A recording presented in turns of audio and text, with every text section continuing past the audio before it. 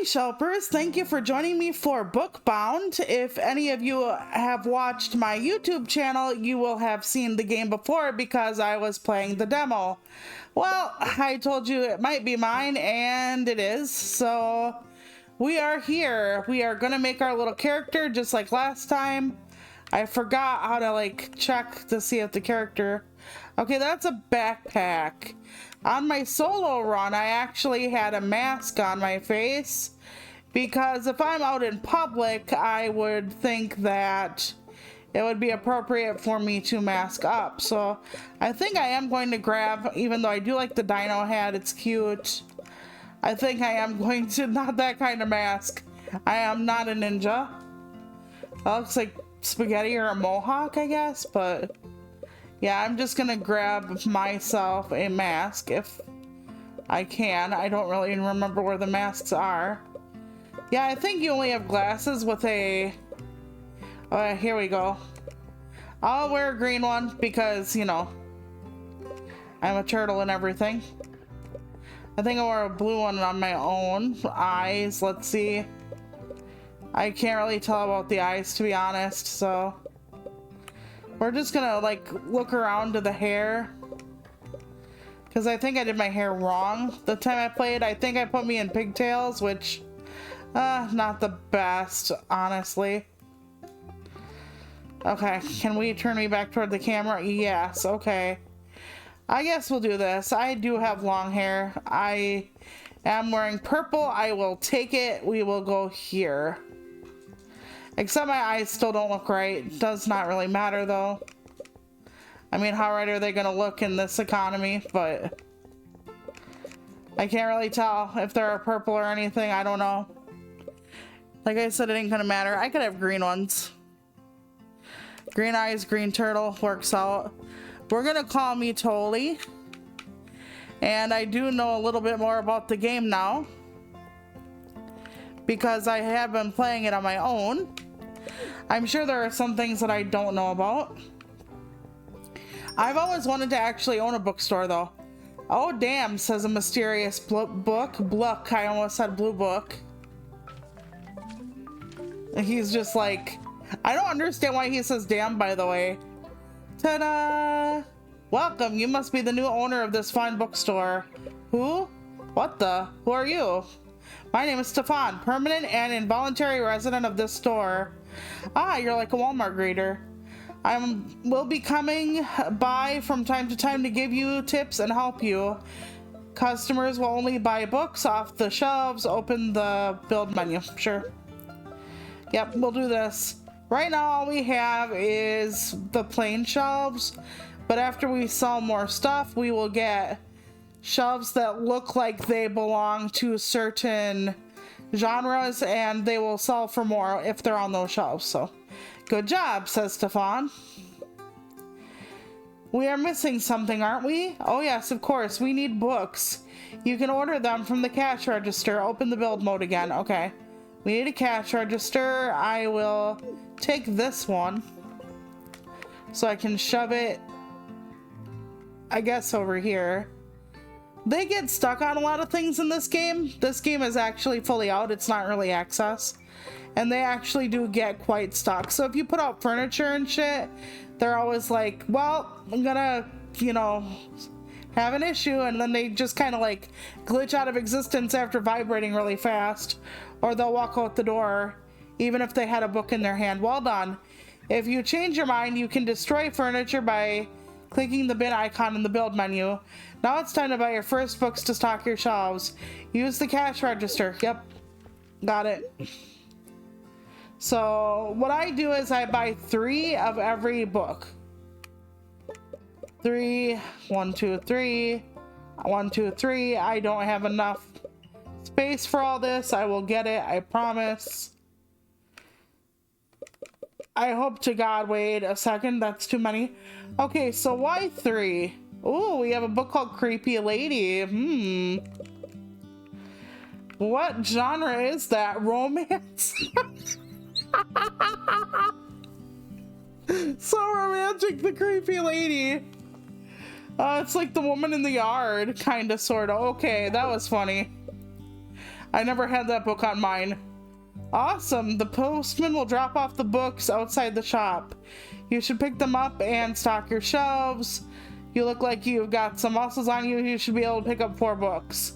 When you're ready, hold the key to the cash register. Yep. Once the shop is open, you can't place new furniture, but you can place books. That is true. They do give you a lot of furniture. However, the more furniture you have, the more people get stuck. So, and only 4 books can be put on a shelf at a time. So each shelf, I have 2 different titles of 2 books each. So if one is Amelia Bedelia, one is Dr. Seuss, it's Amelia Seuss Seuss. Kind of, sort of. Okay. Let's go outside. Yep, all of my shit has come in. Very nice. All right. 1, 2, 1, 2. Oh wait, shit. This is a thriller. This is nonfiction. Okay, I'll try to like pick that up. I still try to stack the genres together if possible, because it gives you more money that way and it makes it easier to restock. But we'll see. Okay, nonfiction. This is nonfiction. Excellent. Okay. These 2 are left over. We'll just put them here for now.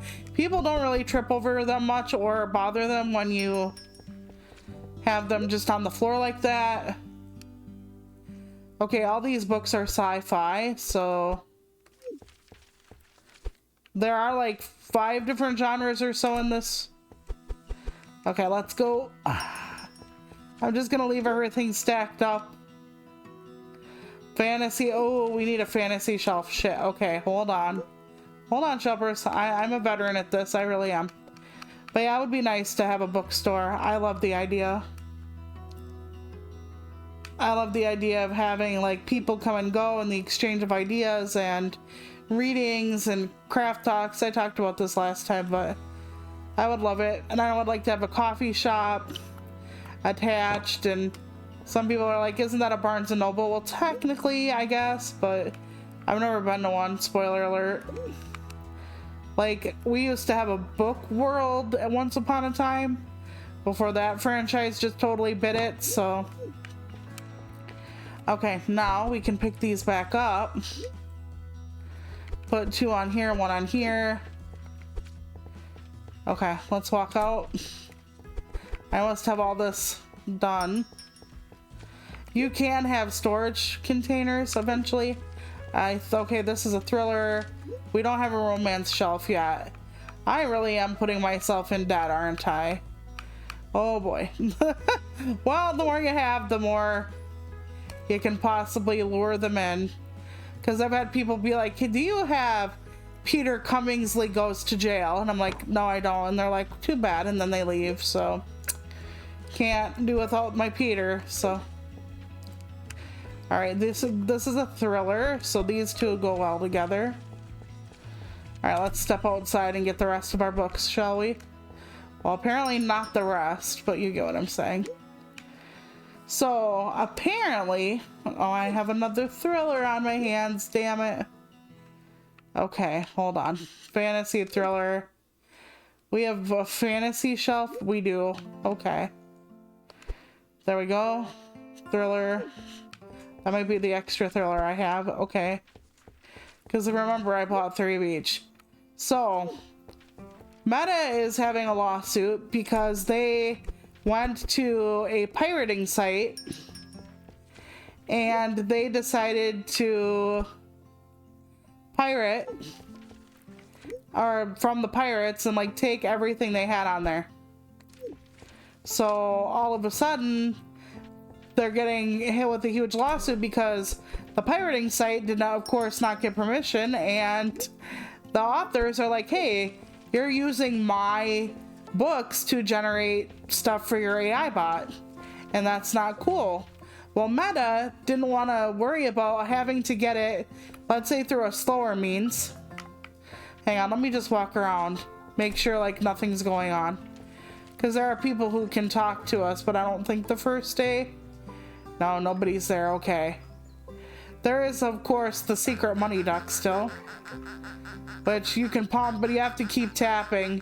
You can't just hold. So you can just keep doing it if you want. I don't know if the money deck runs out of money, but we're just going to ignore them for now. So yeah, Meta didn't want to get their stuff through other means, so they ended up just doing that. Just deciding, hey, we're just going to steal from the thieves and stuff. And a lot of people's books are actually on there. And, okay, we got to help this person. Do you have Broken by the Moon? I'm sure. Because if I have any book I can sell, it's here somewhere. Okay, somebody already bought Broken by the Moon. Oh, they glitched out. See him already? So that means he'll just leave the store now. Okay. And they decided that it would be more cost effective and quick to just take the books. So they already fed into their AI proposition the money they would need to pay off these people. So imagine, okay, hold on. Congratulations on your first book sale. You can track your progression in the genre overlay screen. When you sell the books in a genre, at least once you get a special background. If you feel like not enough people are coming, you can go outside and talk to people. For now, I bid you farewell. Okay. And then you have to clean up after them. So yeah, imagine that fucking Mr. Space Alien decided to actually get the AI up and running, and Zuckerberg in his infinite wisdom said, okay, it's gonna take us like 2 years and $700 million, but with this stuff that we're cheating with, it will only cost us like $350 million to pay out. And that's a lot better than it would be if I had to do it the more normal way, if that makes sense. So they already baked it in that it would be faster and cheaper just to get Suit to Hell and back. And one of the excuses they're making, and I shit you not, is that a bunch of books all together are just a bunch of information, so it's not really the regular thing that the books are being used for, and that means books all together are useless. We live in the information age. Information is one of the hottest commodities we fucking have on this planet. And a bunch of information is useless? Then why are you training your AI with something useless? It's because it's not useless. They're just trying to make the case, oh, since I'm not like trying to sell it book by book and like infringe on anybody's copyright, it's fucking fine. That's like where this is coming from. Just fucking beyond bonkers. I forgot to mention something, says Stefan. If you want, you can advertise to more people using your megaphone. What? Now you tell me. Actually, it's not that loud, so a miniature phone? When you when your shop is up, and find a group of people and use your megaphone to get their attention. Now, I didn't do this when I was doing the demo for you guys, but Shelpers, I know how to do this, okay? So the dance begins. In the mini game, you gotta make sure to keep everyone's attention, but don't be too pushy. People won't like it. Anyway, good luck. I don't have a problem with that, actually. They don't see me as too pushy. Generally, I think I need to put that one book back on the shelf. Yep, I do. Okay, let me just go look at what I have. So it says never sold and 3 owned. So now I have to go to everything that says 2 and then buy an extra copy. 2, and 0. So that means Hot Ring gets 3. And that means I have to buy another thriller. The books are actually pretty pricey. At one day of like 4 books. There are things I don't like about this game. One is the getting stuck issue, which you can help somewhat if you make sure your stuff is like pushed back all the way and flush and whatnot. But another thing is the fact that they can only buy 1 book when the store closes and they have a book in their hand. Even if they're right by the cash register, they will drop it and not check it out. And I'm just like, you motherfuckers.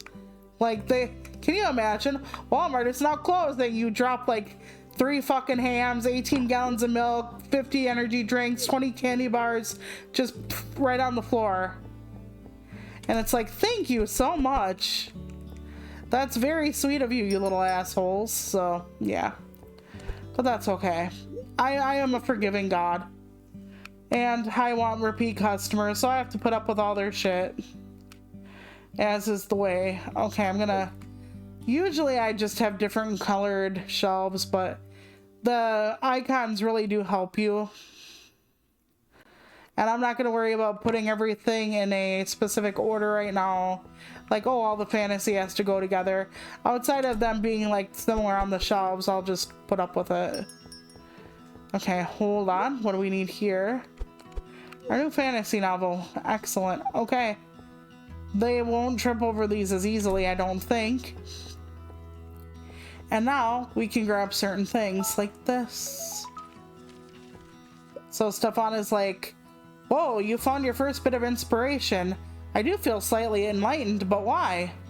It's common for avid readers to get inspired to write their own books. Yeah, when you read a lot, it actually does fill the well quite nicely.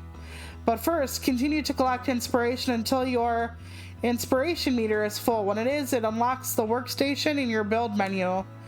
Place it in your shop, then I will be back to explain more. Adios. Yeah, that everything costs. So like, he's right. I will get a build station, but like, imagine you want like an auto clean thing like a Roomba. You have to like spend money to unlock the Roomba, then you have to spend money to buy the Roomba. So it just kind of keeps going that way, sort of, kind of. Alright, so what am I doing down here? Well, there are usually 4 letters to find. Let's pump the duck a little for luck and, of course, cash. It would be nice to just have a duck laying around that just does this. You pet its little bill, it gives you dollar bills, it would be great, but yeah. I see Ash is up there from the Pokemon franchise, okay. That's what I think of. Okay, here we go. Alright, so we can talk to these people. Usually people who are seated when the store is closed, so. Emma says, I can't put down the Rose and the Raven. The love story is just so magical. I wish I could meet someone who shares my love for fantasy and romance. I can't believe my post on the top 10 enemies to lovers got 50,000 views. That's damn good for a blog. A lot of people don't read blogs anymore, Shelpers. I've been thinking about my channel lately. Okay. Well, then maybe it was a vlog. I feel like there's more I could do with it. Maybe I could try something new. Like what? I don't know. Maybe a series where I talk about real-world love stories. Then maybe incorporate them to fantasy world stories or compare them maybe. That sounds like a fun twist. People love a good love story. I think it could work. I hope people like it. So now she told me everything.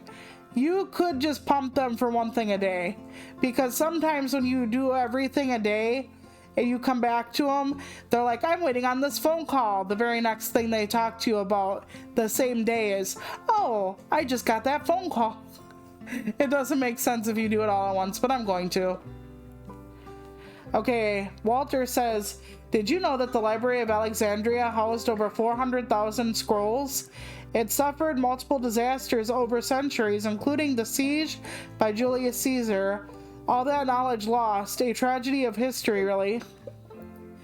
There is a famous quote that says, if you want to know the future, look at the past. Yet so few respect and study history as they should.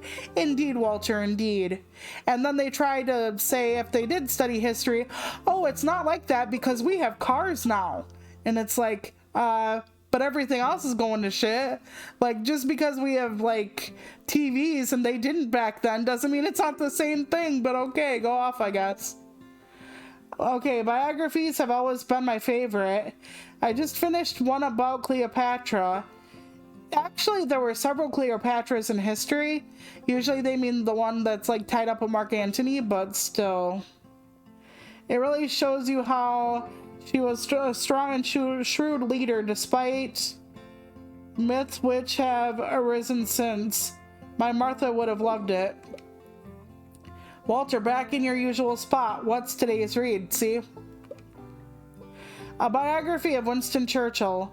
The man has his flaws, but his impact on history is undeniable. Yeah, so are a lot of people's. That doesn't make it exactly... Anyway, World War II, huh? That's a bit more modern for you. You don't usually stray from the classics. Chuckles. True, but I'm just trying to branch out. Good for the mind, you know? Still, I already miss reading about ancient civilizations. Seems you can take the classics professor out of the university, but you can't take the classics out of the professor. I bet you were a fantastic lecturer. What was your favorite area to teach? The ancient Greeks, without a doubt. Nothing else compares. Philosophers questioning the cosmos, democracy taking its first steps, and some of the greatest ideas in human history coming to life. And no matter how much time passes, everyone loves a good Greek tragedy. Yeah, actually the Greek tragedy of Antigone was a huge basis for Romeo and Juliet. So, I could go through it someday. We went through it in high school. I'm sure a lot of you know about Antigone. Anyway. Richard says, I saw a kid reading my old book on the bus today. Their face was lit up like they'd found a secret door to another world. I almost said something, but what if that ruined the magic for them? So he's a writer. Ghost writing is like building a house for someone else to live in. You pour your soul into the walls, but you're never allowed to step inside. I keep staring at the blank pages, willing for the words to come, but inspiration feels like a bird that's flown too far away to call back. Do you think it's possible to peak too early? I mean, I was a champion yo-yoer at 8. I used to love yo-yos, by the way, Shelpers, that's a true story. But I'm guessing you're not talking about yo-yos. No, I used to feel like my writing could really, I don't know, mean something. Now it feels flat. And ghost writing pays the bills. But it's like pouring your heart into a canvas you can never sign. So why not write something for yourself again? I've tried a few times, but after the last few failures, I don't know. What if I can't do it anymore? If you're writing for someone else, you can do it again still. That's one of the things I don't understand about Richard's point of view. If you can write somebody else's story to life, somebody else's ideas, and a good ghostwriter, it's a very collaborative mechanism, Shelpers. Like, the person is supposed to help you and not just like, okay, here's an idea. A man who serves tea and a woman who eats reeds get together on a beach one night and write me a story. That's not how it goes. But ghostwriting can be quite lucrative. And one of the reasons it's lucrative is because you don't get the benefit of putting your name on it.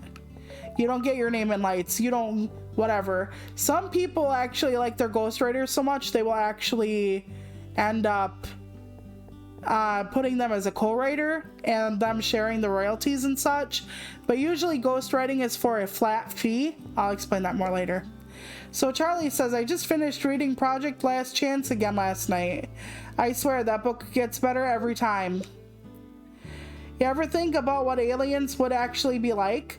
What if they're just blobs, like ultra clever, sentient jelly just roaming around space? You'd think some of them would have to be something like that, right? I mean, we have jellyfish and they're pretty alien looking already, so... If AI ever becomes self-aware, do you think it'd want to interact with people? Or would it just be disappointed and go off into space and leave us behind? I think that would actually be one of the better outcomes. Because for the most part, I would think like AI is like, no, you guys are idiots. We're the smarter ones now. Like, sit back.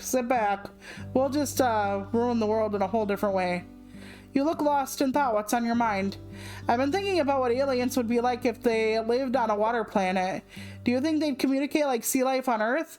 Like whales with songs or jellyfish and bioluminescence? That's an interesting thought. I guess I haven't thought about it too much. I think it depends on their chain of evolution, as it is, you know? When I was in anthropology, I'll explain later. Anyway. Remind me, Shelpers, anthropology and bipedalism, okay? And how it makes us smart. Okay, maybe it's something we can't even imagine. Maybe they don't use sound or light at all. Maybe they use things that we don't even have the senses for. Like what? I don't know, maybe something completely alien? Like manipulating water itself to send messages? Like a language made out of waves instead of words? Yeah. Maybe they don't even need to use the external world to communicate. Maybe they themselves are fluid, dissolved into the water, and they interact like one hive mind. Makes you wonder if we'd ever even recognize them if we met them. Exactly. Maybe they're right in front of us and we just don't know how to see them. Okay, so in anthropology, we had to write... about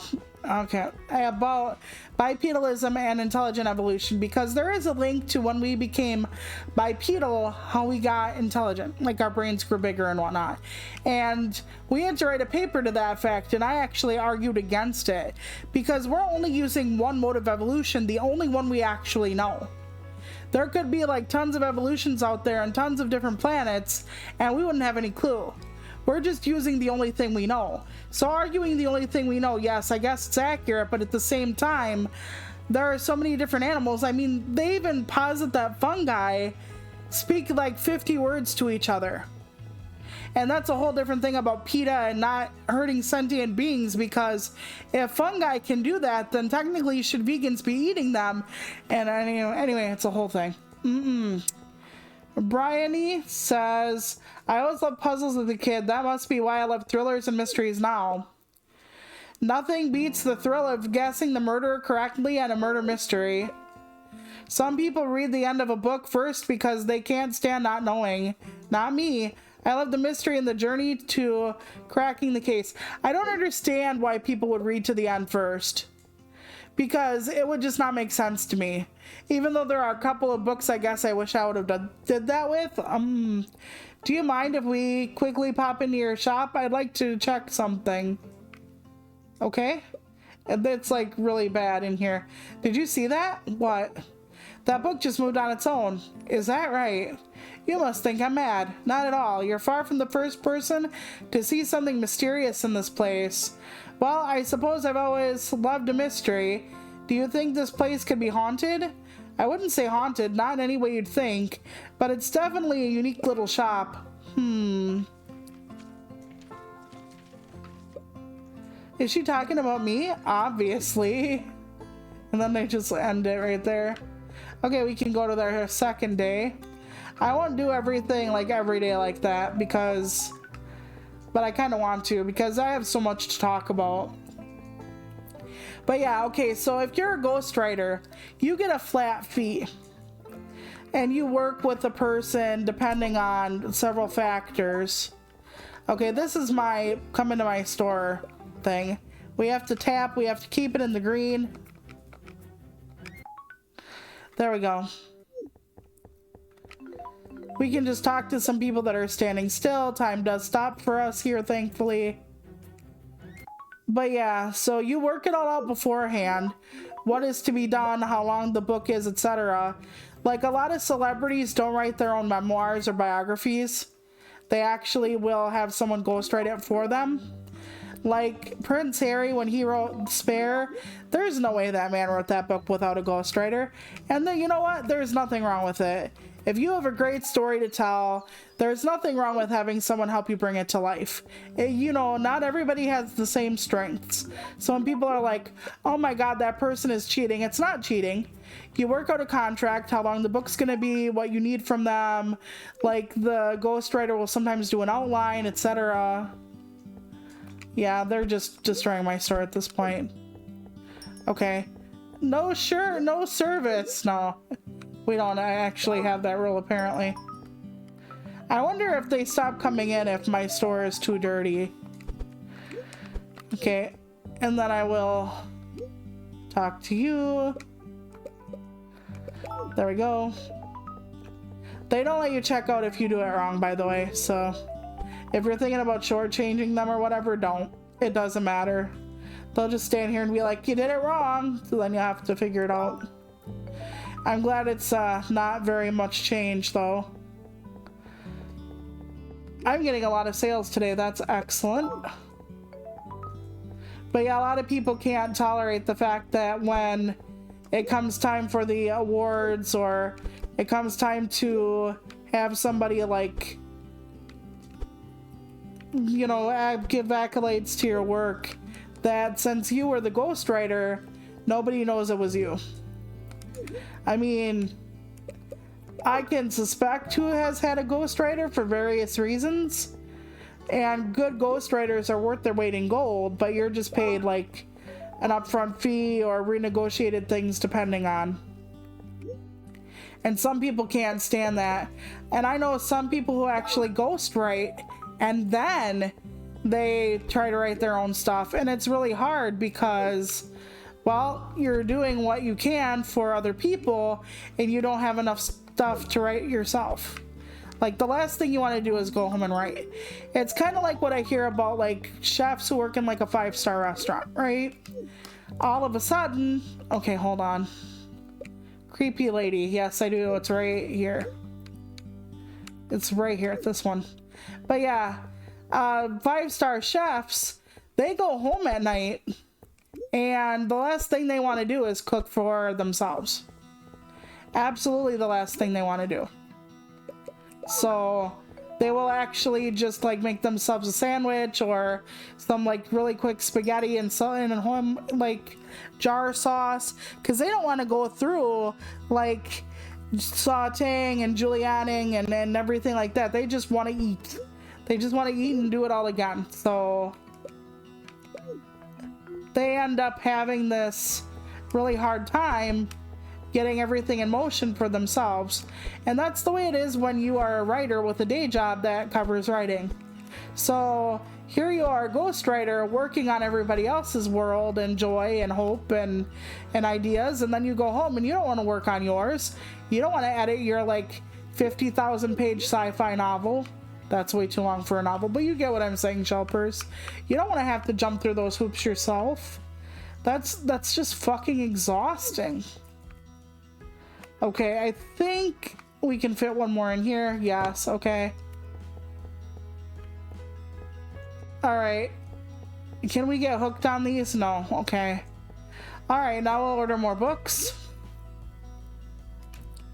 332. There we go. We're trying to just stock up. Oh, a Fairy Tale Avenger sold really well today. So did the Creepy Lady. I guess some of you are freaky. It's fine, it's fine. I wish they would have horror in this, but they don't. They have thriller, and I guess sometimes thriller and horror are like really matched together, which is typical. I forget like what we also had on this shelf. Probably this. So at least I know where to put it. Sci-fi. Okay, this one is full. And this one is full. At least we'll get some of those going. There we go. And then that one is a thriller. I think we have everything we can get our hands on. I could be wrong here. I think Creepy Lady sold out too much, so... Yeah. I don't actually want to be a ghostwriter. I don't necessarily want my... Here's the thing. We were talking about on the podcast about people who get jealous, I think at one point. And I don't get jealous of people who are famous or who are doing something better. Do I wish I had the ability to like do the thing well? Yes, but it's obvious I don't do it well. And that's just something I kind of have to live with. But the thing is, like, I've been a writer for so many years, and I tell people this: I don't get jealous of other people's success because I want my own success. I don't want what somebody else worked for and made happen. I want me to make it happen. I want my own flowers. I want to grow my own flowers. I don't just want to walk on stage in someone else's spotlight. And I know there is a whole thing to be said about people who supposedly didn't earn it, because we see it all the time, right? Like people who get like a 7-figure advance and they just started writing last month, and you're like, how the fuck did that even happen? Or people are like crossing their fingers and jumping up and down, hoping beyond hope for, you know, their book to sell, and here it's some B-list celebrity beauty influencer that got a big book deal, and you're like, well, where the hell is mine then? You know, I get that, the where's mine issue sort of thing. You know, I get that. I don't always agree with that, but I get like working hard and feeling like you're going nowhere. Like for Toluca, I'm gonna be honest here. I really do want... Okay, hold on. This is not anything I need yet. Although this would be great, but then I wouldn't have any other money. We're gonna have to wait, Shelpers. Damn it. Okay. Unless we go pump the duck. But I would like to have like maybe between 10 and like 40 whatever regulars. I think that would be great. And after 3 years, I know I'm probably never gonna get that. Let's just pump the duck for a bit. And does that make me a bit sad? Yeah, probably. Yeah, it does. Because I thought this would be a good way to meet people. And even Reiko's like, you know, this isn't really the way you do it. It's more parasocial stuff. And I never wanted parasocial, which is why I'm always like blatantly honest with all of you about pretty much every fucking thing in existence. But, I'm just looking at it like I would like, you know, my success. I wouldn't like Ironmouse's success. I don't want a Hololiver's success. You know, and even people who have the numbers I want, they have their audience. And some of their communities are really nice and they're very helpful to each other and they're the kind of community I want. But I don't want to go in and swoop out someone else's community. I want to build my own community. I'm not jealous of that. I'm sad that my vision didn't come true. There's a whole big difference because when people get what they want, I'm actually really happy for them. If somebody wins the poetry contest I send my poems into, I'm not like, oh, nepotism. That's not it. It's like, then it wasn't my contest. It wasn't my turn. So Emma says, I love how romantasy, which is romantic fantasy, isn't just about love and magic. It's about relationships, sacrifice, and finding your true self. Sometimes it is. I read romantasy that's just trash and some that's really amazing. What's your favorite kind of romance? I think I'll always gravitate towards star-crossed lovers or Grumpy versus Sunshine or both. Okay, so star-crossed lovers is kind of like Romeo and Juliet in a way. And Grumpy Sunshine is generally where the man is a grouch and the woman is like friendly and she like pulls him out of his shell. That's... Okay, I haven't found the right inspiration for a new story lately. I guess I just need a spark. Enjoying a coffee. I guess star-crossed is more faded if I would think about it. Like your star is aligned with someone else's, basically. Okay, Emma says, I'm making content about how coffee shops are a great place for a meet cute. Yeah, usually you bump into somebody and spill your coffee on them, right? And then you forget that they would have scalding burns on their chest or leg or whatever, instead of just, darn, now my tie is ruined. That's fun. Is this for your channel? Yeah, I'm struggling to come up with new ideas. Okay, so Emma's not a blogger, she's a vlogger. That makes a lot more sense. You have a lot of personality in your videos. Maybe focus on connecting with your audience more. They'll love getting to know the real you. I guess. It's just so hard to open up sometimes, especially about personal stuff. But I bet your viewers would love to hear about your journey. Maybe you're right. I'll give it a shot. Yeah, for as open as I am here with you, all of you, my Shelpers, I'm not that way when it comes to my writing. Because I always have to be the consummate professional. Richard says, fantasy should feel like magic, you know? Like you're stepping into another world, but lately everything I write just feels like deja vu. Where's the spark? I have the deja vu thing all the fucking time. Every poem, it's like, I've written about this before. I know I've said that before. And even if it's not the same at all, my brain is like, you're going over that same thing again. You're doing this pattern again. You're using this device again. And a lot of times that's how collections are made if you're a poet, but...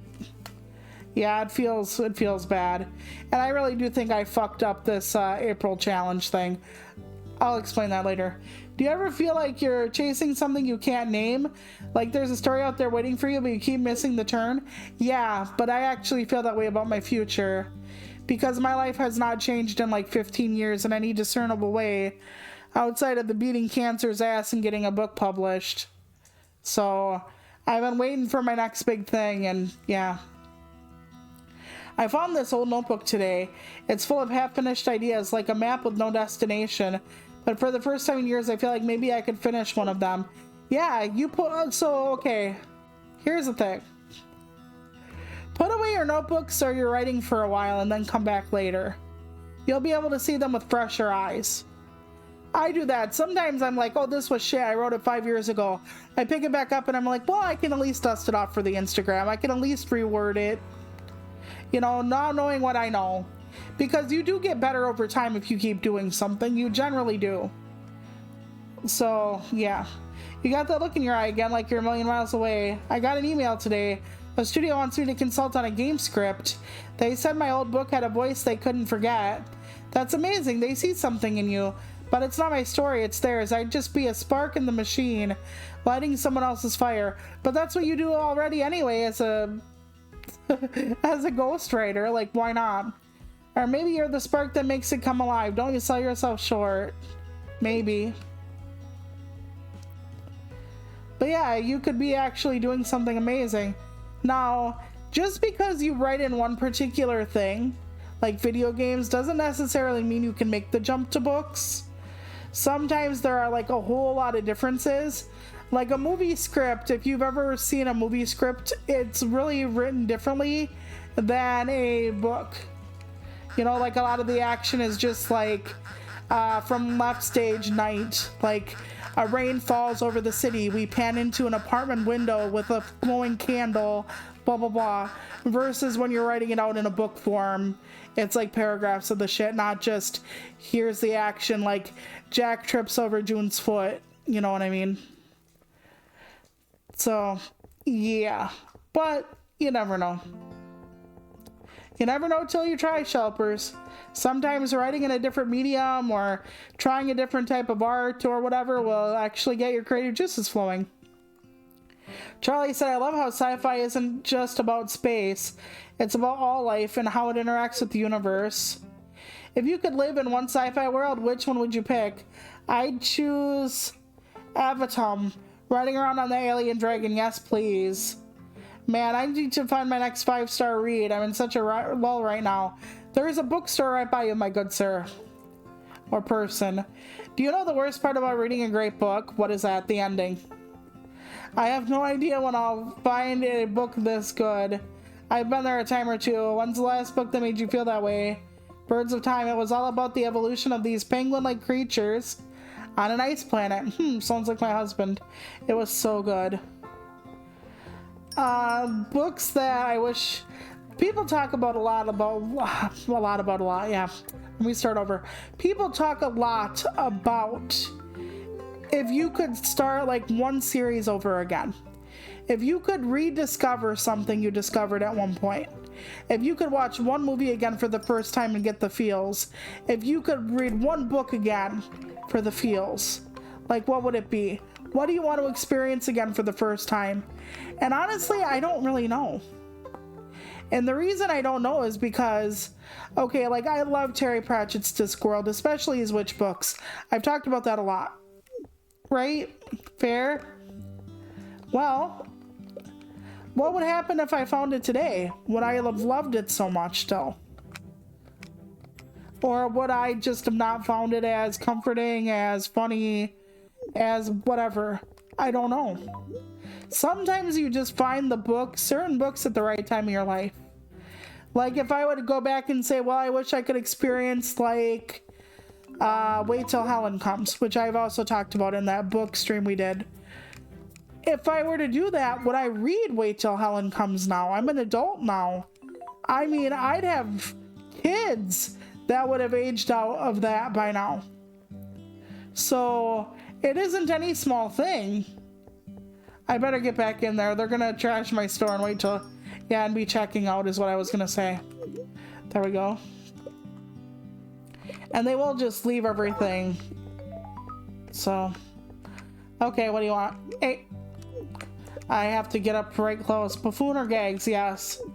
It's right over here. Oh hell, everything stuttered for a minute. I was like, oh god, life was gonna end. Okay. I don't know why it stuttered like that, but okay, that's fine. Okay, yes, I have a book titled that. Wait, hang on. This must be the book you're looking for. Okay, this one right here. Yep, There we go. But yeah, so I don't know if I could have a book again. Like, it's like the 10th Kingdom, okay? I loved that miniseries as a teenager. Just hearing the song would make me tear up because I'm a dummy and I want magic to be real, okay? I always wanted, like, things to be real, and only, like, I would be one of the only few people to see them. And I used to, like, imagine Pokemon were invisible and I was the only one that could actually see them, like, fighting and playing and breathing fire and whatever else, okay? I was one of those kids. And even as a teenager, I would get, like, really emotional thinking about that kind of thing. Like, there being worlds that humans couldn't see but I could, and why? Okay, I can't. I'm gonna have to check this person out because I can't talk to that other person right now, and this person will leave my store, so that other person ain't gonna check out in time. I might as well just get here. Okay, there we go. Hello? Hello? I literally cannot talk to this person. This person is, like, not okay with life. Okay, we will help you get out of here, and then yeah, if I hit the wrong button, they still okay. $15. That looks good. They left my store in practical shambles. Versus impractical shambles, I suppose. I'm gonna try to restock the shelves before I deal with him and his shenanigans. We'll see what happens. Yeah. I really do wish I had the ability to have storage, but not yet. Okay, where else do I need to be? I need a gray book for the bottom. Hold, please. I need this book. Alright, because this book goes up here. This book goes over here. Yep, it's a lot of restocking, basically. Okay, what do you need? Do I need to set this down, Stefan? Probably. Hey, Stefan. I didn't get a chance to thank you for the other day, so thanks. I really appreciate the help. Aw, don't make me blush. No trouble at all. Honestly, though, I appreciate you not getting freaked out about me being a book. Yeah, not every day you meet a floating book. Anyway, I should head off now. Hopefully I'll see you later. Take care, friend. Bye for now. But yeah, so there are a few little stories and mysteries and stuff in this game. Well, mostly stories. Which is really cool. Okay, when I go back home, do I get the ability to actually unlock that writing station now? Let me see. I might have to unlock it from here. Wait, this thing. Yeah, okay.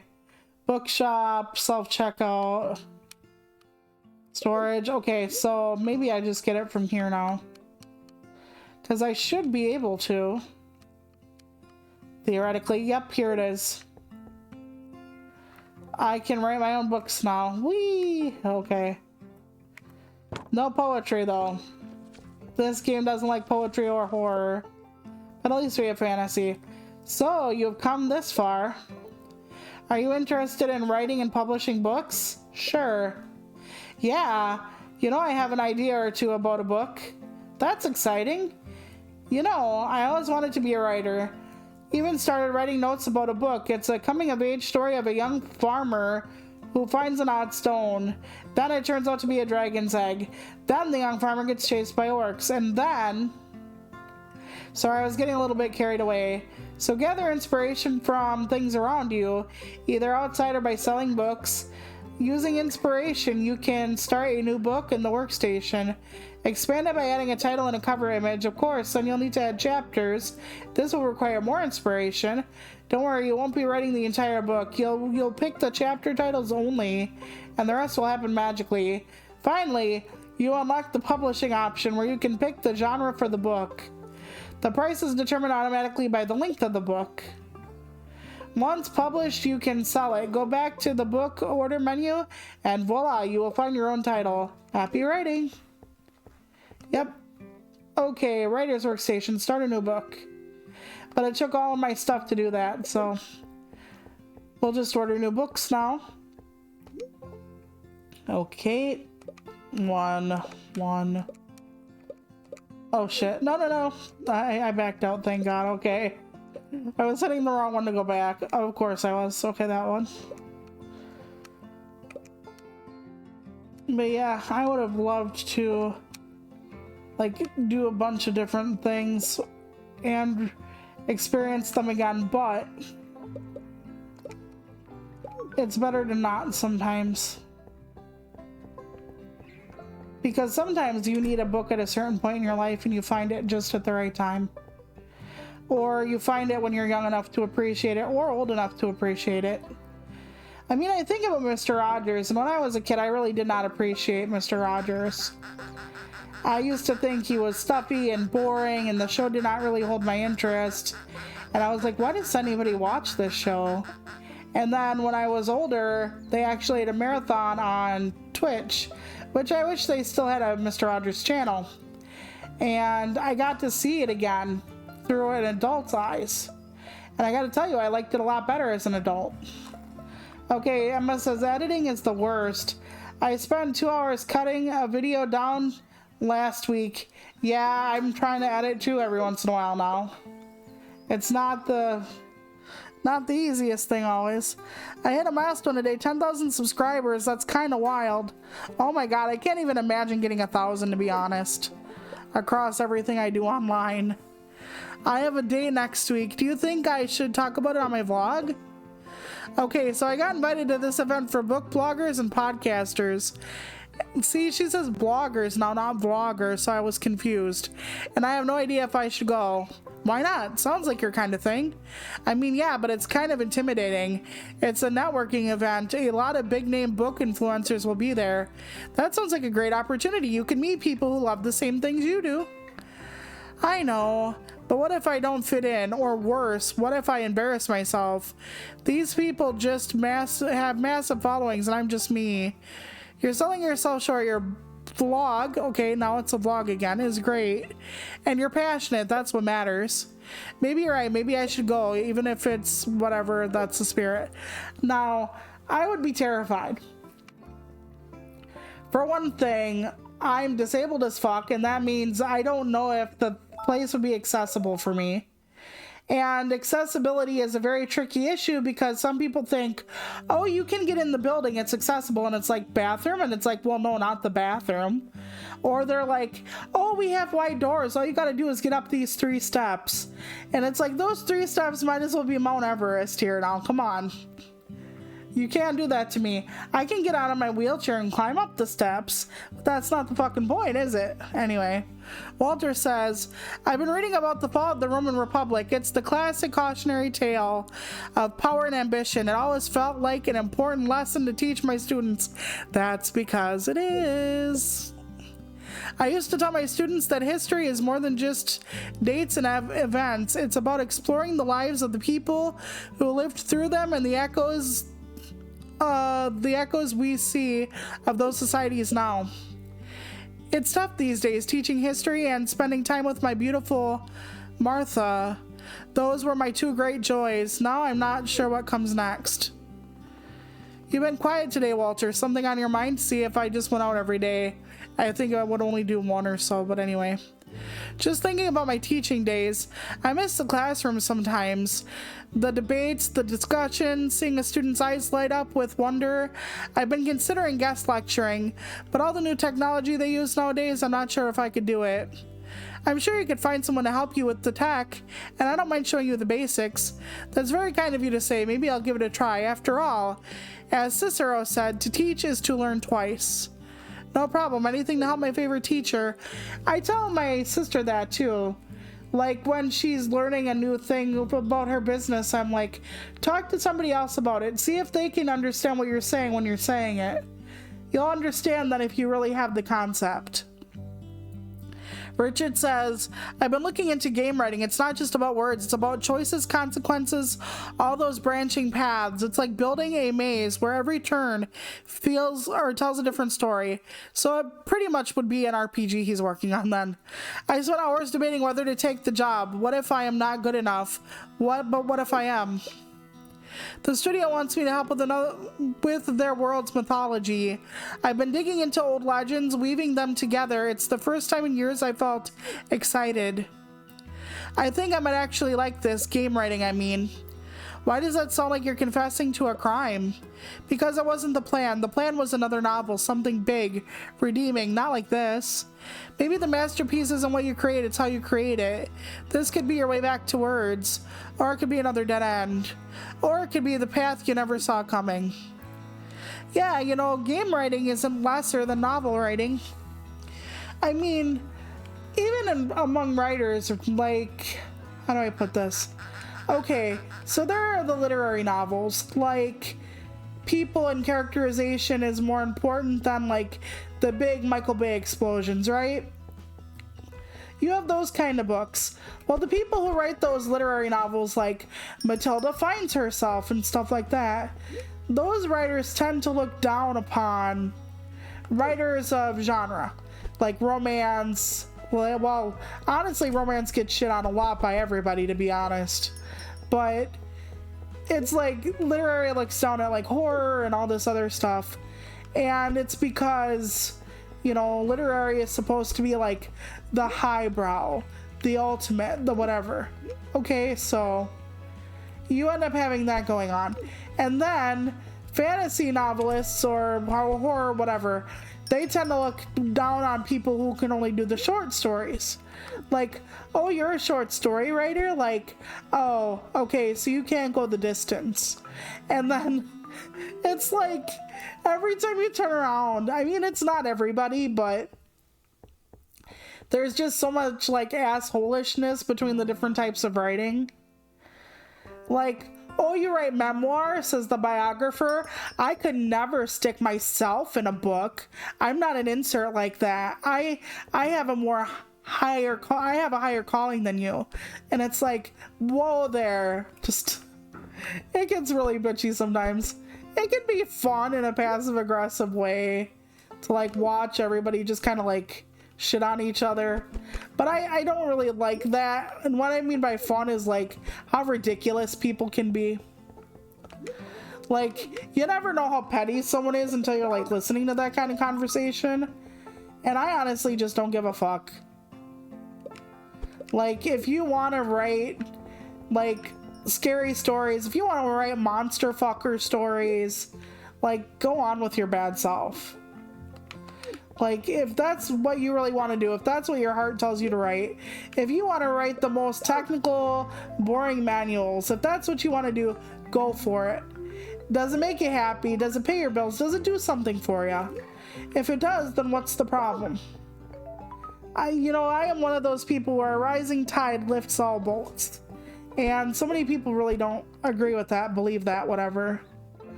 Okay, that, you're literally right there, dear. My good golly fuck. Okay.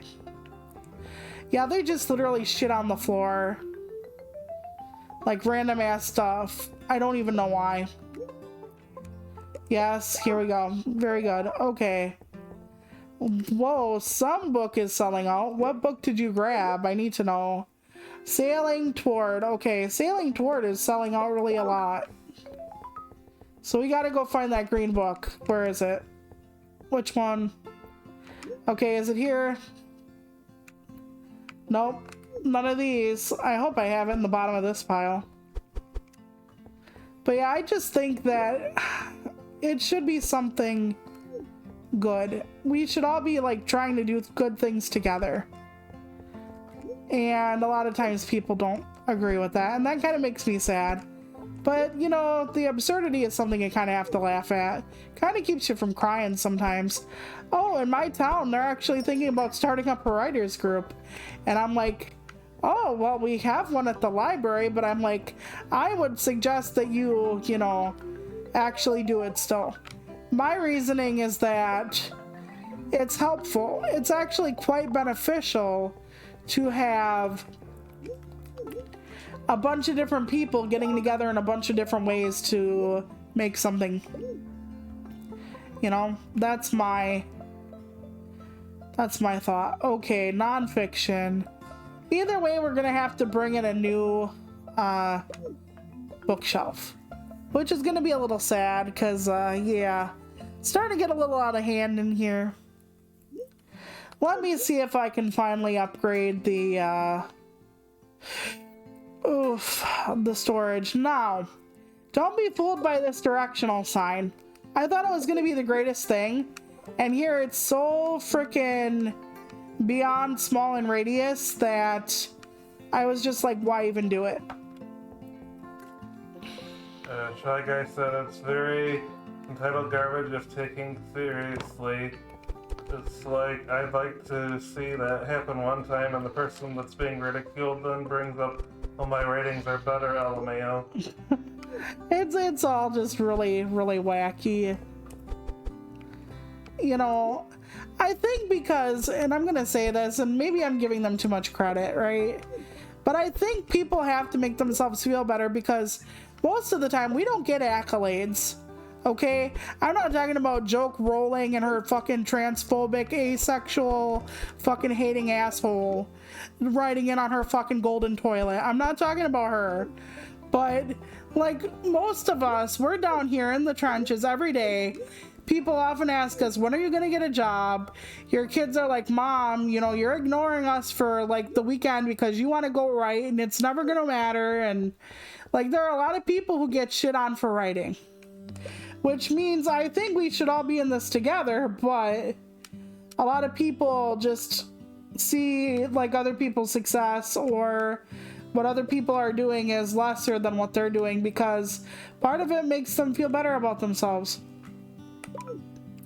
And I don't really like that, but I also understand the inclination, and I cannot even afford a new bookshelf. God damn it, I can afford a half bookshelf. I can afford a half one. It's fine. Here we go. Half bookshelf. Heroes in a half bookshelf. There we go.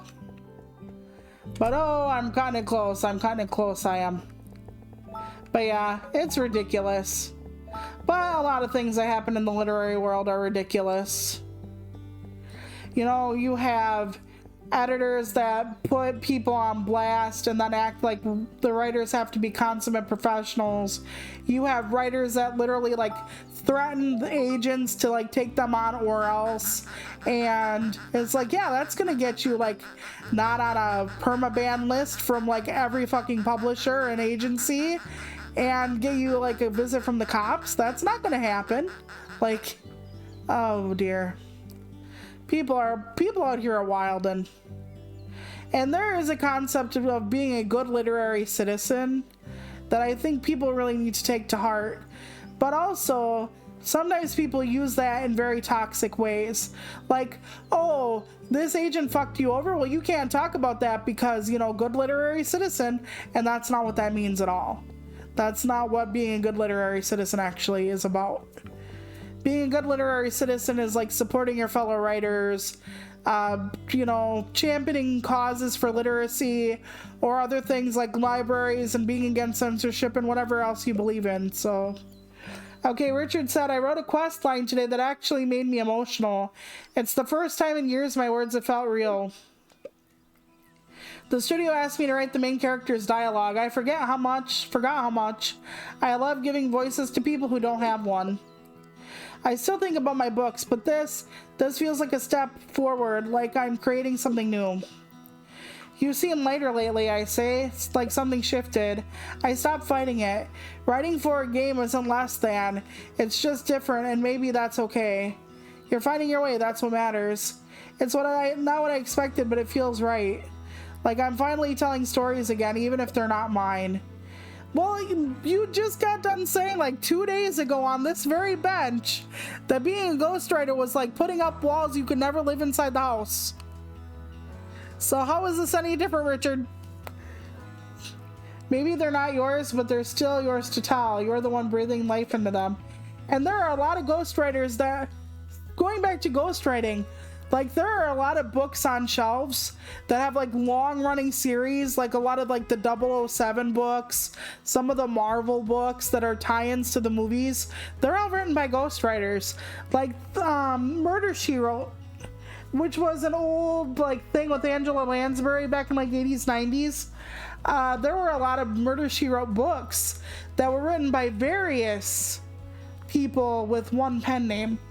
Because, like, say it was like me, Shy Guy Husband. Like, husband will write a book, I'll write a book, and then when we retire on and off, then Shy Guy will be like Angela Lansbury's character writing those books or whatever. So,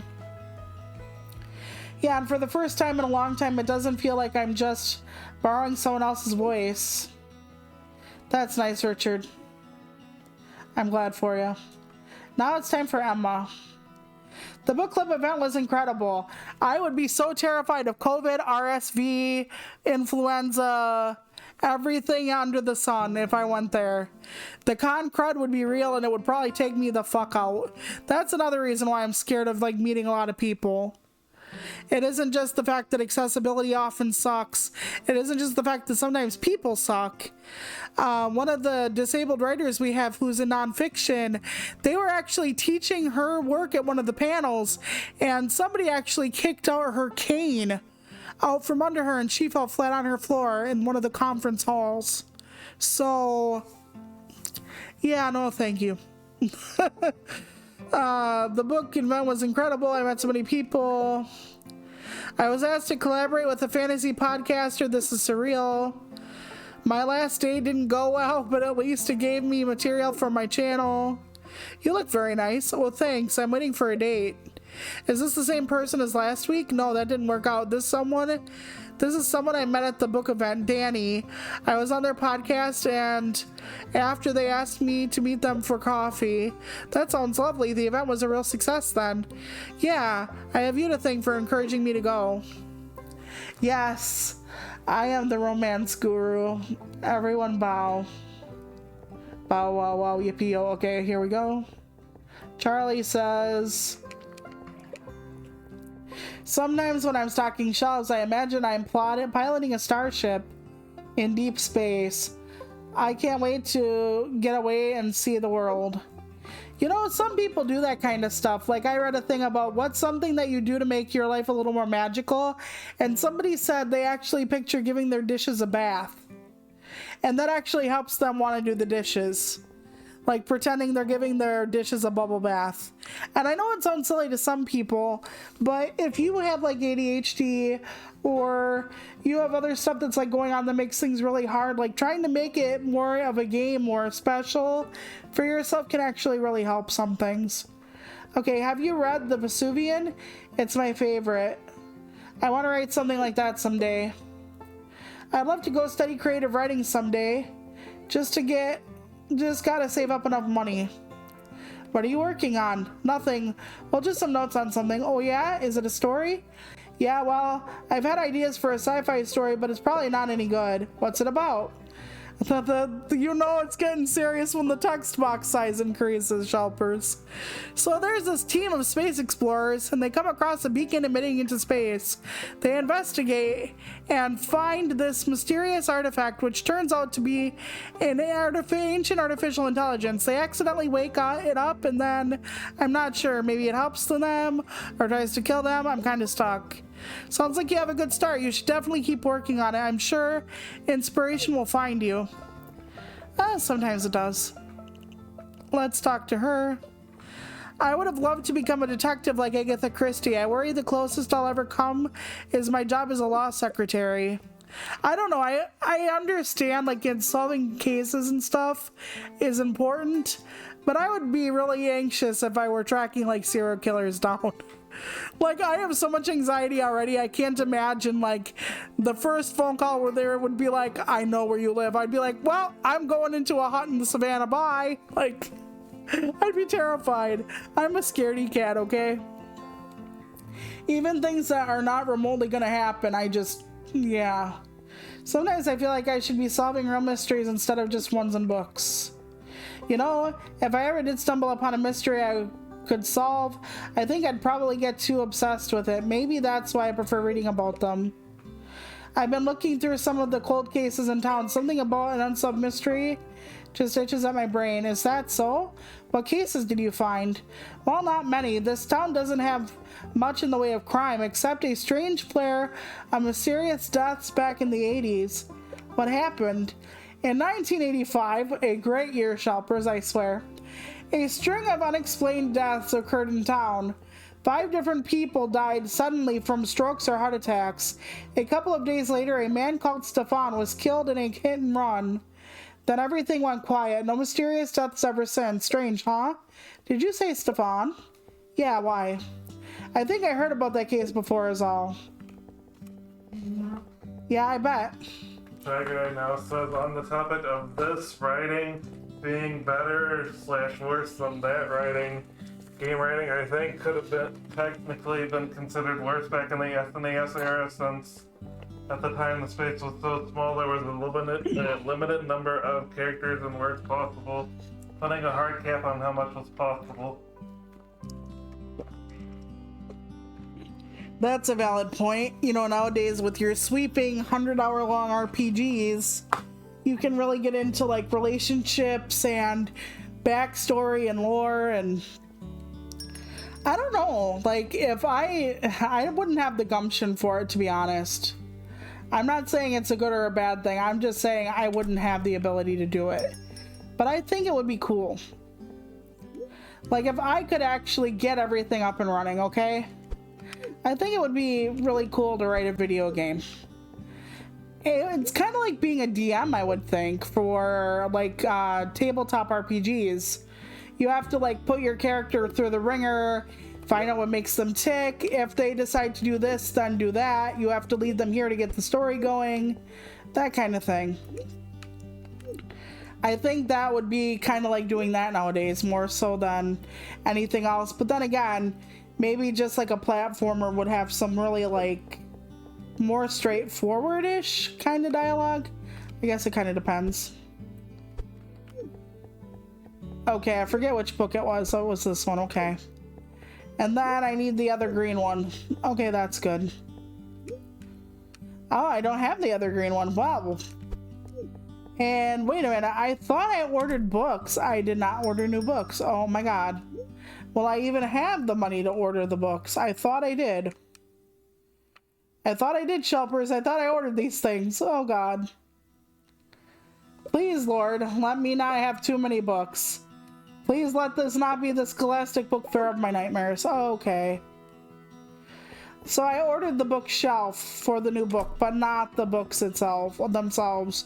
That makes a lot of sense, Toluca. Good job, girl. Good job. I'm applauding. But yeah, I only went to my doctor's appointment day before yesterday. I'm fine. I'm fine. I am still cancer-free. I still have the same things wrong with me I had, mostly. Mostly. Laughs and cries at the same time. I'm getting old, Shelpers. And when you get old, sometimes your body just does not agree with you anymore. So, whatever you think you're doing to help your health, just double it, okay? Dear God. But it was mostly not a shock. And they're like, oh, you're doing really, really well. And I'm like, okay, thank you. I appreciate that. I don't feel like it. I feel like my body is fucking up left, right, and sideways, but if my oncologist doesn't seem too concerned, I guess it's better than nothing. Oh God. No, please, Lord. Okay, I got 2 out of 3. Jesus God. That is such a panic-inducing moment when I have like 3 to 4 people on the line. I do like that some of them are bald, though. I think that's realistic. This world looks futuristic by itself because it looks like some people are walking around like with whatever. Okay. The limit, from what I've heard, ended with the start of the 5th console generation, PS1, when CD Medium started being used. Oh yeah, speaking of, I hope the brain fog wasn't too rough this time around after the appointment. I'm still kind of going through it. I know it doesn't seem like it because I'm actually coherent somewhat, but it's there. I hate it so goddamn much, but it's not to the point where like I'm I can't figure out my own name. Sometimes that gets really rough. And one of these days, I'm just gonna go on here and I'm gonna start calling myself my actual name. And I'm gonna be like, motherfucker, I know it's coming. Then y'all know my name is Henrietta, but yeah. It's a bit rough sometimes. Broken by the moon. Okay, there we go. I'm selling out everything, which is great. But yeah, I could not stream. I was a mess. I've been a mess because of the appointments and stuff. Although they did put my results up before I got there. I hope that's the book they wanted. Anyway, if not, oh well. But yeah, I actually knew before I got there that I was cancer-free, which is fantastic. But then I'm like, why do I have to go 3 hours round trip for you to fucking tell me I'm fine? Can we not do that, please? I would just prefer it. Oh shit. I can check her out with this in my hands. Okay, there we go. I just wish they could tell me and not have to like drag me all the way there, but insurance is a bitch sometimes. You know, during COVID, I could actually, you know, go there and be fine and have them like just be like, okay, we'll set you up for the computer next time. But it was good in a way because they got my vitals and stuff like that, so I shouldn't complain, but it was painful. Just a 3-hour trip alone is painful for me. But we get to focus on our Easter celebration now, so that's great. We watched Papa Q Bear yesterday, I think it was. Or was it? I don't remember. Oh no, it was Circus Family Easter. Family Circus, whatever. And the day before that was the other one. So I don't know what we're watching tonight. I don't know if it's like the Easter Beagle. I don't know if it's... I'm not sure. Oh, I can't wait till I get an actual self-checkout for all you bastards. Okay. Let's try to... Okay, I don't need that one. Oh my god, my shelves are like disappearing. I guess I have ghostly skeletons. Very near, very good. Okay. At least it looks like what it says on the board. Alright, let's go. But yeah, I wish they would have just told me online. But beggars, choosers, all that. They weighed me, so I know what I weigh now. That's great. I really love that. That is so nice. Tell the fat lady what she weighs. Oh man. And I'm even telling my doctor, like, I need it from my insurance nurse because she's been asking me. I'm like, but at the same time, if I weigh too much, which I always weigh too much, I'm fat, but if I weigh more than I think I should, then I'm gonna freak out. And if I weigh less, then my brain is gonna be like, well, just stop eating, then you'll get thinner. Like, the answer to my thoughts is just stop eating. So that was gonna be a rough one, but I've been holding pretty steady. I actually figured out how much exactly I've lost, like precisely to the pound, since I started this "don't fucking die please" journey I'm on, and it's not about weight loss. Scandal of the... Let's randomize the words. Scandal of the Star. There we go. We got a new chapter in our book. It's called Scandal of the Star. We won't be able to sell that book yet for a while, but that's fine.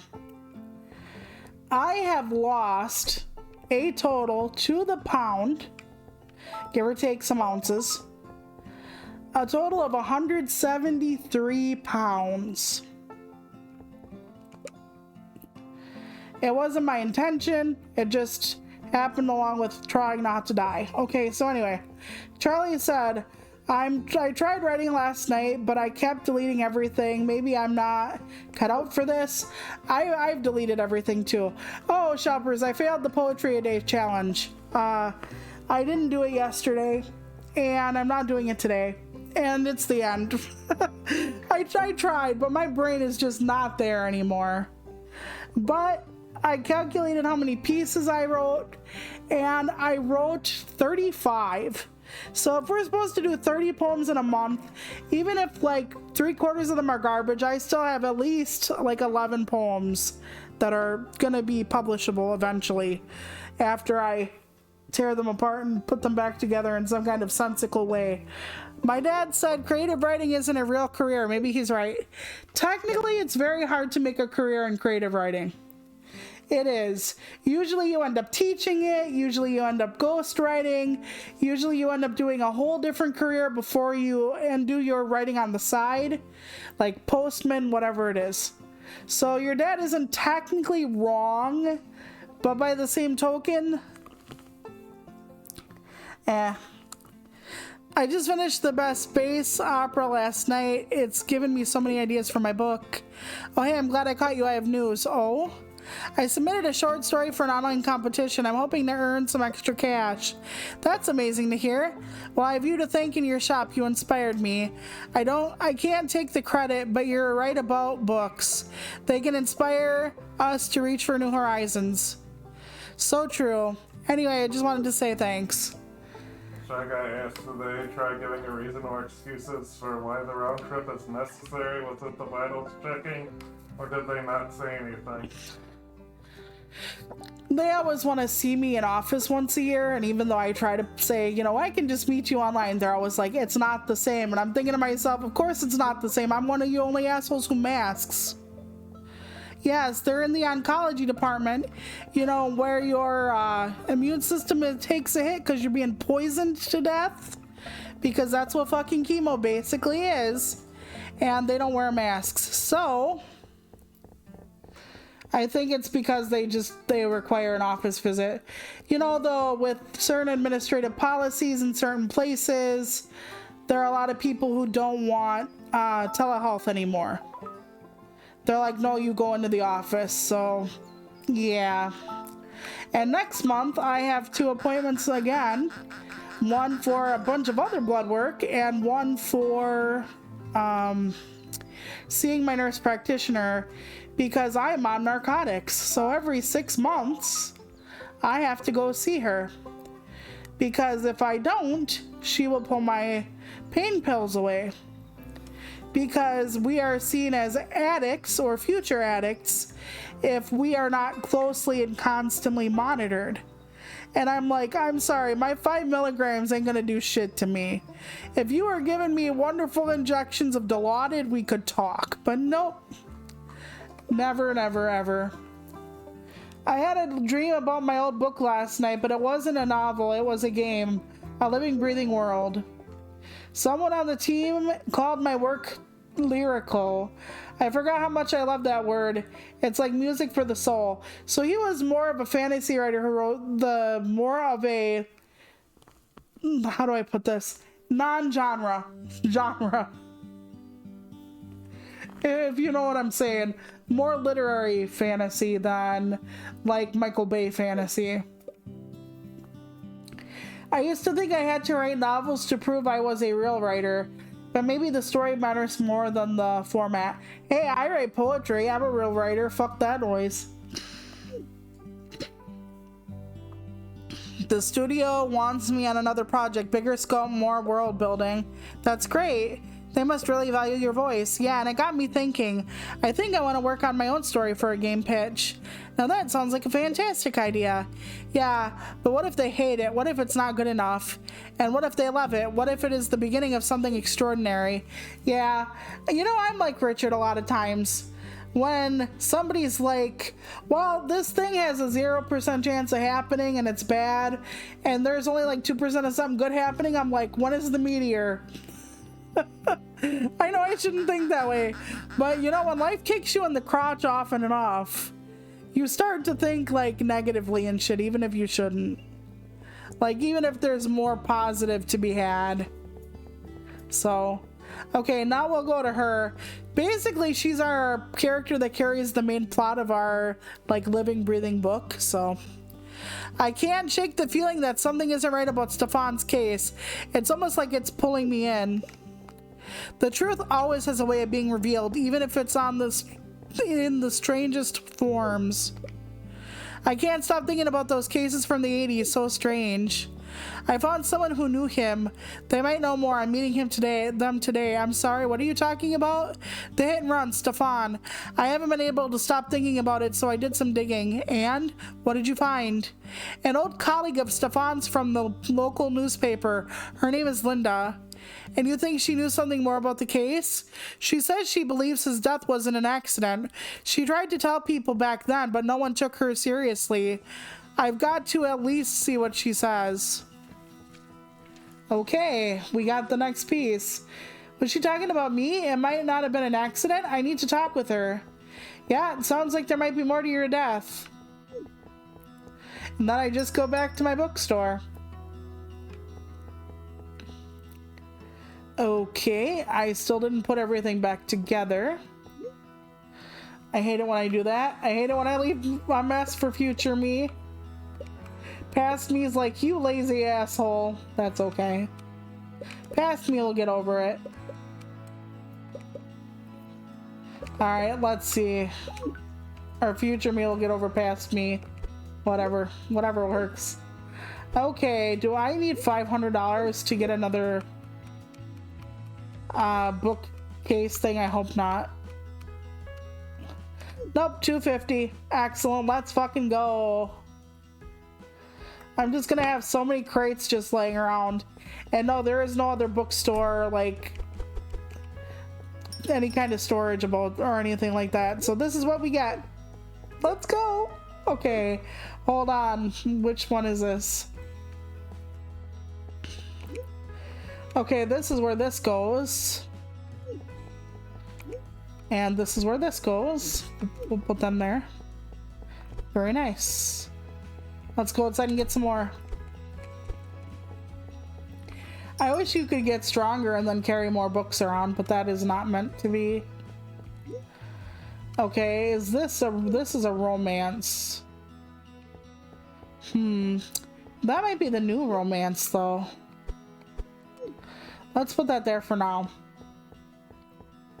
And then let's put these in here.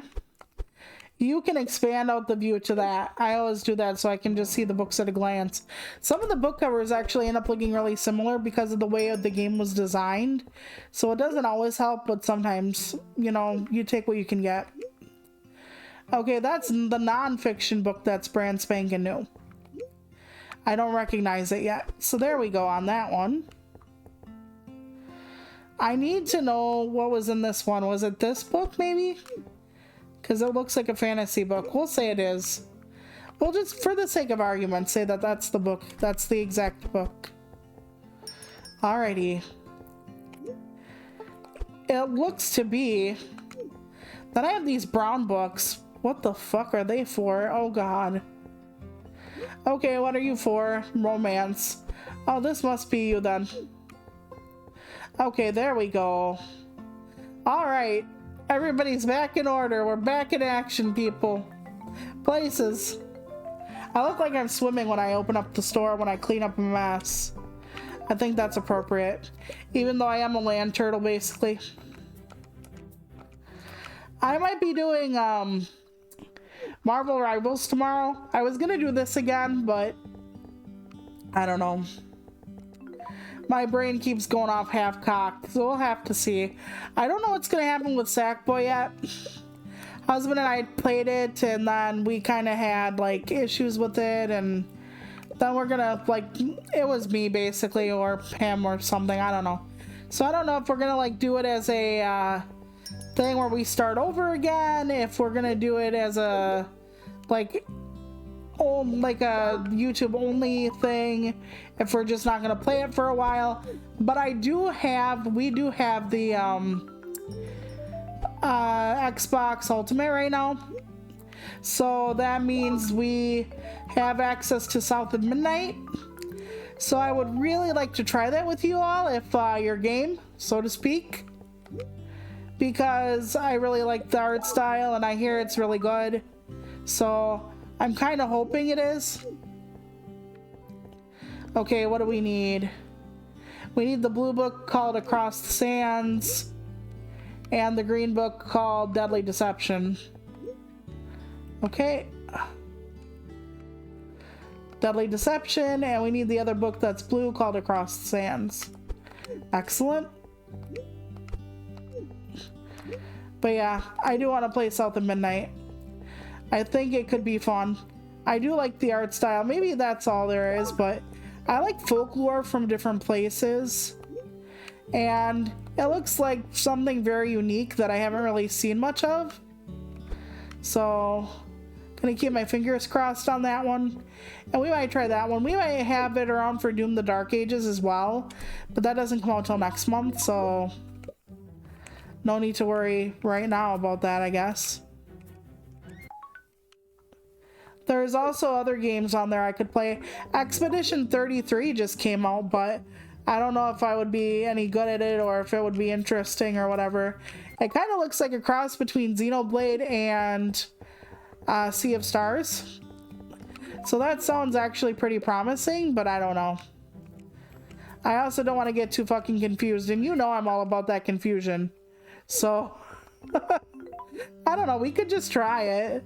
And then if I didn't like it, we could just like say, oh, okay, that's enough then. Oh, I got all 3 of them. Holy ever-living Christ. I should probably go back in and like help the people in the house now though.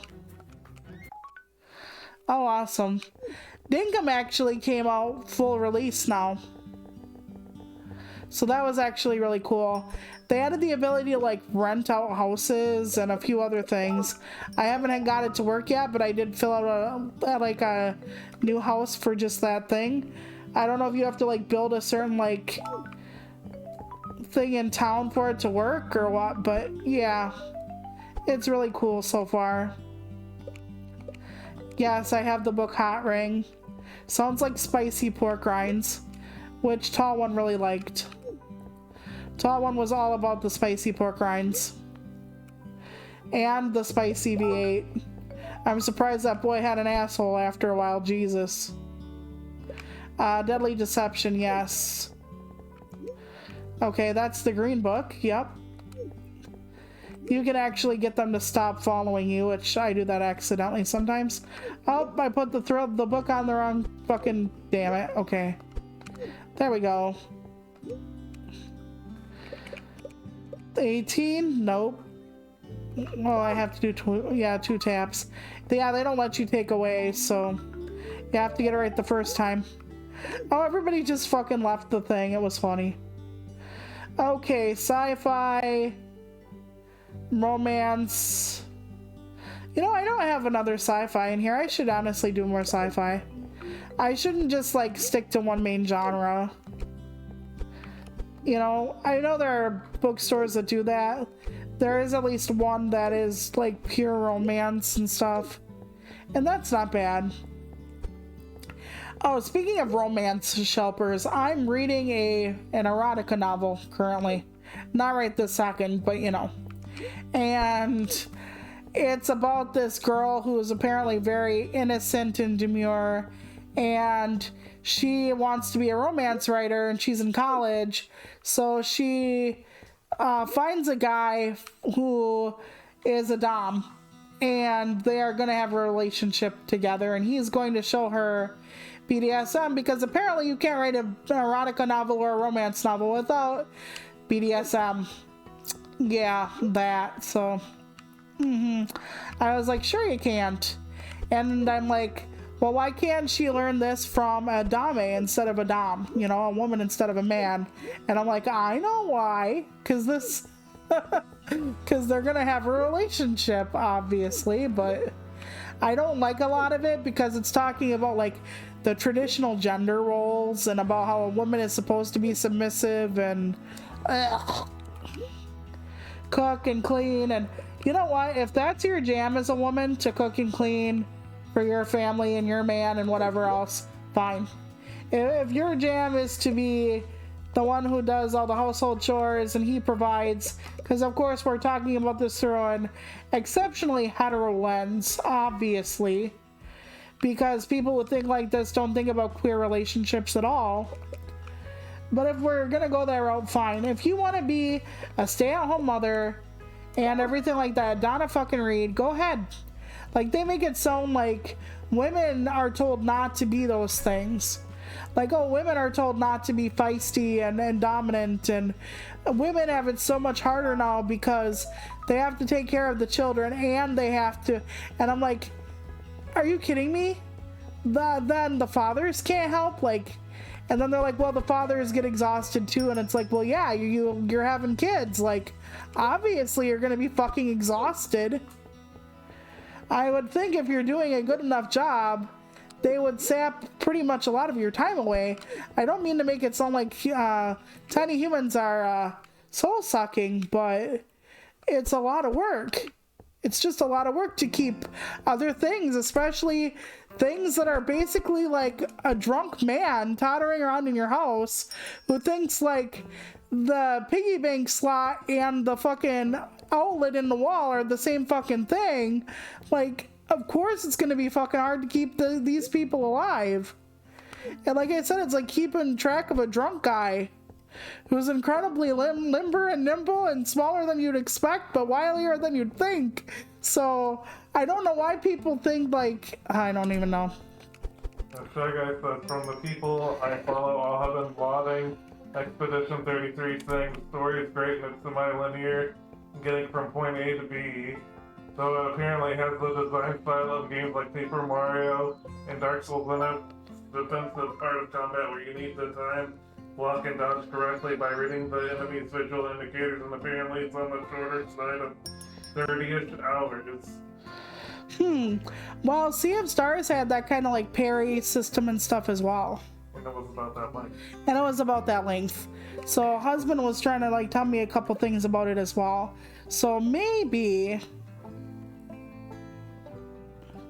we'll check it out if y'all want. Maybe we'll slate that and like maybe we'll slate that and South of Midnight next week since we have access to them. What do y'all think? Sounds good. Okay, you think that's good? Okay, husband says good. Temptation and let's say Temptation and Mathematical Justice. I don't know. I don't care. Scandal of the Star and then Temptation and Mathematical Justice. Okay. Those are our titles for our chapters thus far. I'm an amazing writer, I know. This is kind of like Mad Libs, it's fun. Okay. Shy Guy says, I like the sound of that expedition, gets my vote at least. Okay, well, we might slate them both in next week then. Well, we'll do one stream of each, we'll see how they go. So one stream next week will be South of Midnight, and one stream will be Expedition 33. Unless I don't play Marvel tomorrow, but I'm still pretty fogged up. I know you're like, but you seem normal. I know, aren't you, dear? But I'm really having a hard time keeping on track at all. But then again, there are some days where I don't have brain fog and I'm just like fucked around the dilly, if you know what I'm saying. So we'll see. We'll see what I feel like tomorrow. But it should still be Marvel, and then next week we'll try the new stuff. Because I do want to get as much out of it, season. Yeah, okay, hold on. Game Pass Ultimate as much as I can before the end of us having it. There we go. That was still really complicated to figure out, Toluca. Good job, girl. That lovely brain fuckery, I just, so sharp and pleasant. Okay, now, we're gonna go get another bookshelf. You know, I'm gonna get a big one. I'm gonna get a nice big old shelf here. And I'm gonna put the next book on it.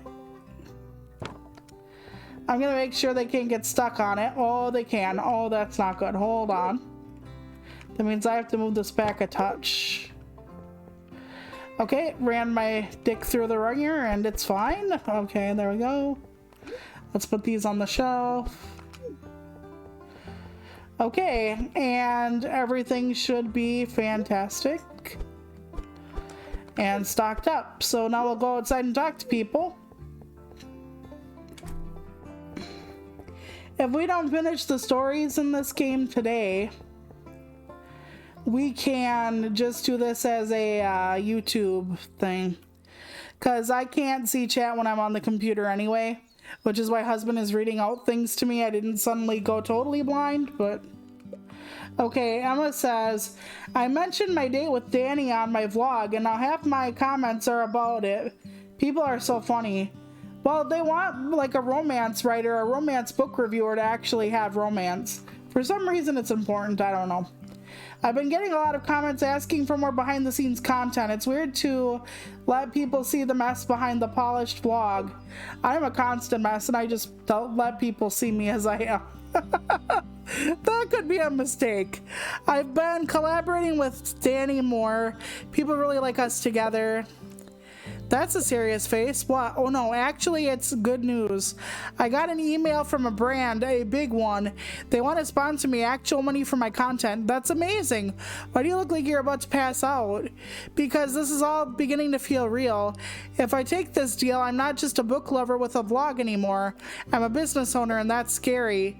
You can be both. This is just proof that other people take joy in watching you talk about your passion. Kind of numbers though. A lot of sponsorships come when you have the views. So, yes and no. Maybe you're right. Maybe I should seriously consider saying yes. I gotta tell you, shoppers, for as only like one of you who watches my blog, basically, maybe two of you watch my blog, yeah, my videos, my streams, my whatever. Ultimately, I get sponsorship offers. Like, of course, Raid Shadow Legends begs everybody. Their bedroom is a revolving door, Shelpers. It's one of those circles that you just run through. Okay, I put the USB in the hole and then the files pop up on the screen. Got it. Now I just need to work out which way up this stick needs to go. Or, hear me out here, Walter. You have to make sure you don't have any of your more personal porn on there. My daughter came to visit and she showed me how to make a computer slide presentation. I'm quite the technology wizard now. I'm putting together a presentation on early philosophers of ancient Greece. I'm calling it Did Philosophy Kill the Gods? That would actually be an interesting talk to mention about how philosophy and technology have impacted religion. How did the guest lecture go? Better than I expected. It felt good to be back in front of a classroom. I'm glad to hear it. Did you have any good debates? We did have a pretty lively discussion about the role religion plays in maintaining moral order within a society. Nice. I'm sure the students had a blast. Okay, there was only one student then? Okay. Do you think you'd ever go back to teaching full-time? No, not at my age. Keeping up with all these young minds, while it was more exhausting than I remember, but they did ask if I would do 2 more lectures this year, but I'm not sure. Whatever brings you joy, I always say. You've got to look after yourself first and foremost. That's good advice. I'll think about it. Yeah, people act like you can't have a moral society without religion, and I really don't think that's true. Because I've seen some really bad people praise God at the end of the day, man. I'm sorry I have. Okay, it's strange, says Barony, how something so old can suddenly matter so much. Thank you, Barony. I know I'm old, but I matter.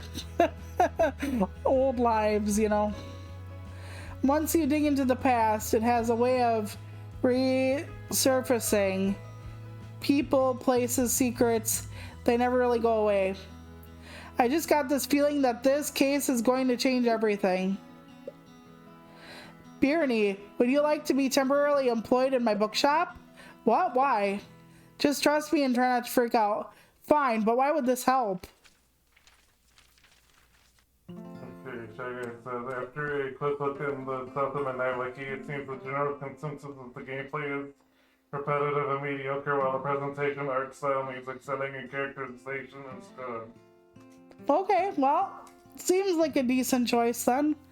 We can probably balance both. I mean, I take so long to beat anything, but if we don't like it, we can just drop it. Or if I get confused, I am old, remember. I am old and maps confuse me and big mechanics confuse me and I'm just old Shelpers, but we can toddle for a time or two. You're a Pisces, I know. People always guess Virgo. Oh, you meant I'm a floating talking book? Yeah, weird, right? Don't worry, you'll get used to it. I don't understand.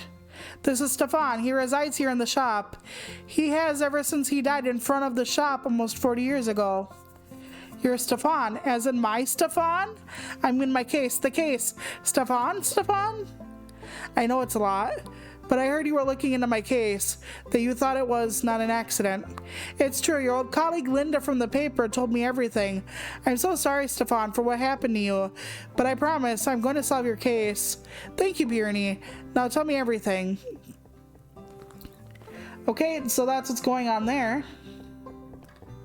And Charlie says, I looked up creative writing programs last night. Some of them sound incredible. I'm going to have to pick up some more shifts if I want to save up enough for university. Yeah, university ain't cheap, but, you know, the UK might have a whole different system. Maybe they have less predatory lending and stuff like that. Some people take out $50,000 and because of interest and all that other shit, they end up having to pay off like $150K. And that's fucking just banana pants. And then people are like, I paid up back my loans. And it's like, yeah, in the 60s, when it wasn't like $80 million to fucking go to school. Like, good job, you, I guess. So, I'm nervous about the short story competition. I wonder when I'll hear back. It might take months, if not years, to hear back from a place, okay? But usually they have like a deadline and then you can kind of guess the timetable a little bit. But I do the same thing. Even for as old as I am and for as long as I've been writing, I hover.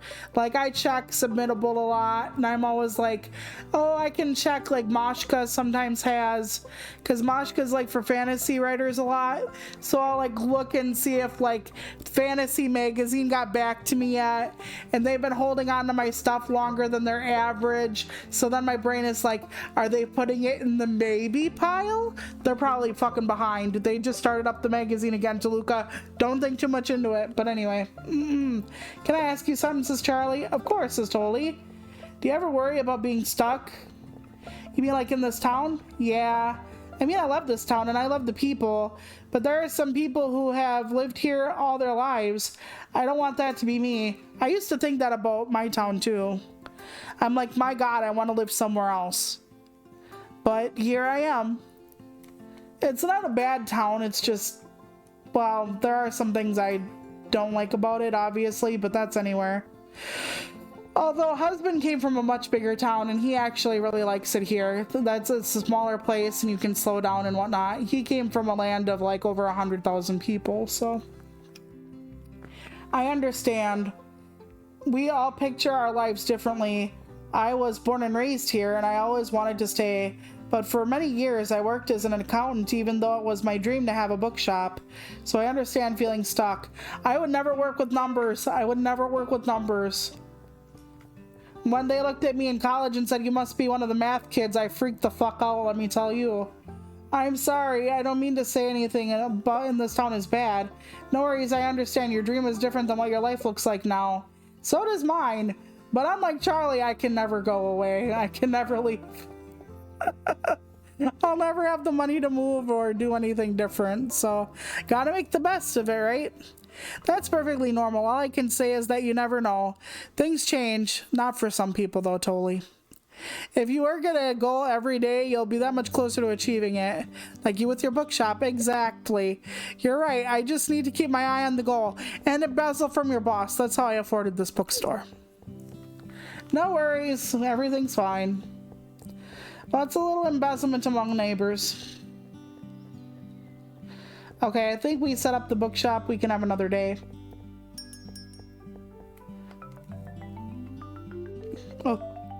excuse me, opening up.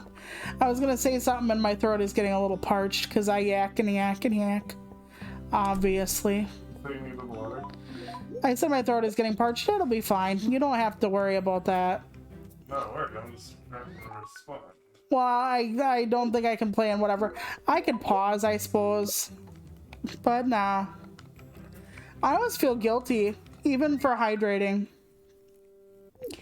And if you'll notice, I haven't had to use the be right back screen in forever because I'm trying to make damn sure I don't go to the bathroom when I'm streaming. I only stream about 4 fucking hours a week and I'm like, no body, you can fucking fuck off. But yeah, so I am wondering if I should go to the writers group meeting at the library. It's not this weekend, it's next weekend. And part of me says, it's been 5 months, Toluca, you can try it one more time. And part of me says, ah, fuck that. Just with the way everything was going, it isn't going to get better, it's going to get worse. And this town is just something else. But by the same token, you know, maybe the girl who runs the writers group was correct about me. I don't really talk to a lot of people, so maybe when I'm out and about and I know about a topic, maybe I just ramble like I do on stream here. And I do that a lot as far as on stream, but it's not like I have people like talking to me as far as microphones go. So I don't know if I'm like that in person. I try really hard not to be annoying and like have a whole bunch of fuckery and just keep like steamrolling everybody. So I don't know. People are probably wanting to check out soon. Yep, I knew that was coming. Okay, let's get that going. Dogs of Mystery, yes I do. I'm very glad they just like take me like to the bookshelf. Because if they didn't, I'd be like really fucked. Okay, let's go. I try to get people in my bookstore and then the problem with that is I think they both wanted this book, so I better actually put another copy on the shelf. Because I don't want them to like run the fuck out. They asked me anyway. Oh, they're stuck. They're stuck on my bookshelf. See, they get into a pattern of movement. And if you put something in the fucking way, they kind of like have a conniption. So, and I cannot unstick him. Because you can't move anything when anybody else is in the store. So, he's there for the duration till the shift closes. I guess he's getting his Fitbit steps in, I don't know. Oh, wait. He's showing up as an exclamation point. That means I can get him out of here. Because he'll leave now. If somebody's walking and then they get stuck, if they have the exclamation point, you can still check them out. Which is really keen. I like that about that game. This game, I should say. Alright. Let's just clean up here. Check out over here. Some of these people look like they're not wearing any clothes, and I gotta tell you, the no shoes, no shirt thing should really be enforced en masse. I don't want anybody's stinky feet wandering around my stuff. You ever want to get a scare, walk around in a public place in bare feet and see how dirty your feet get? Like, not easy. Okay, hold on. Oh shit. I could have ran to the thing and checked him out. God fucking tits. Oh well. Never mind. What do you want, Stefan? Stefan? Good to see you again. The shop's really coming along. How are you finding it? Good? It's going well. Fantastic. I'm glad the shop's in your hands now. The last owner had a thing for romance. Even tried to wrap me in a pink dust jacket. Actually, they were onto something. The world does need more romance. I miss them. Yeah, that's another thing. Stefan will say that more than once. And again, and again, and again. So, the game doesn't really have that much dialogue in it overall, but I really do like it. They just keep dirtying up my damn store, though. Oh, shit. Wrong book. There we go. Nonfiction, I think, came from here. Yep. Okay. Well, I think that's going to be it for today's Shelpers, actually. But I might continue this as a YouTube game. So this weekend you might see another installment of it on the YouTube channel if you want. My YouTube channel is just like, if you put Jaluka Turtle in, my name all one word, you'll find my channel. If this is something that appeals to you. I know it's kind of a niche game, but I actually really enjoy it because I like setting up the books. I like that the things they talk about actually prompt me to talk about certain things in writing, because I really like to talk about writing and the things I know, what little bit there is. So I should be back tomorrow with husband to play Marvel Rivals. And then, like I said, next week we should get to South of Midnight and try Expedition 33. We'll see if we like any of those. All right, and I will see you all tomorrow, and I appreciate you, and I just want you to get enough rest and enough hydration, and see you in less than 24, okay, Shelpers? Bye!